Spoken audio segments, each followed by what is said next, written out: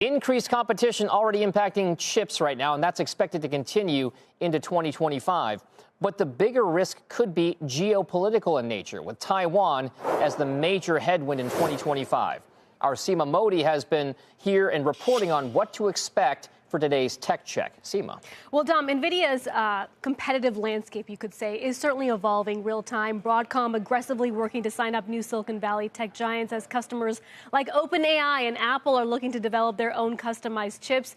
However, when it pertains to AMD, which has sort of been seen as the main competitor to Nvidia, Morgan Stanley analysts are sitting out on this one. They're not a believer. And it coincides with new research out today from industry heavyweight semi-analysis that looks at how AMD software compares to Nvidia, and they found that Nvidia scored well above AMD.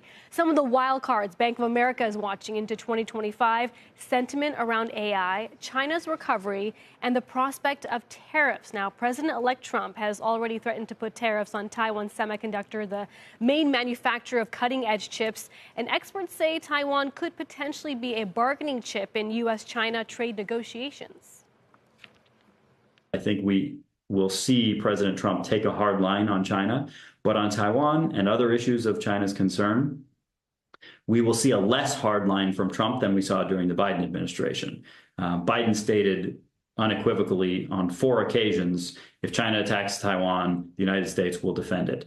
President Trump has already walked back that statement.